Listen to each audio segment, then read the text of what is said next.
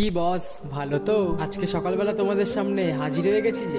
আসসালামু আলাইকুম বরবাদ। ব্রাশ করতে করতে কি ইচ্ছে হলো রজনীকান্তের মতো একটু স্টাইল মেরে নিলাম। তো আর বেশি দাঁত ঘষে কোনো লাভ নেই, মুখ টুক দিয়ে তোমাদের সাথে আবার ফিরছি।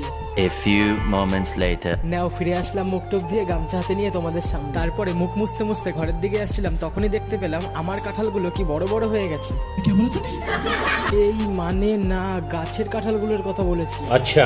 তারপরে হাতে একটা জলের বোতল নিয়ে নিলাম, দিয়ে সঙ্গে সঙ্গে খাওয়াও চালু করে দিলাম ট্যাঙ্কিটাকে লোড করার জন্য। অনেকক্ষণ ধরে খাওয়ার পর ট্যাঙ্কিটা মনে হয় ফুল লোড হয়ে গেছে। তারপর হাতে একটা ম্যাগি নিয়ে নিলাম, দিয়ে চটপট করে বানিয়ে রেডিও করে ফেললাম। তারপরে বাটি হাতে চামচ নিয়ে পক পক করে সোজা খাওয়াও চালু করে দিলাম। তারপরে এসে পড়লাম টাকলু দাদুর দোকানে হায়াবুসার ব্রেক ঠিক করতে। তারপরে দেখতেই পাচ্ছ টাকলু দাদু খুব মনোযোগ সহকারে ব্রেক ঠিক করছে হায়াবুসার। তারপরে হায়াবুসার ব্রেক ঠিক হয়ে যাওয়ার পর সোজা এসে পড়লাম বাঁশবাগানে। তারপর বাঁশবাগানে আসতে দেখছি আগুন জ্বলছে দাউ দাউ করে। তারপর আগুনের এত তাপ হওয়ার কারণে নিজের গেঞ্জি খুলে নিজেই হাওয়া খাচ্ছি।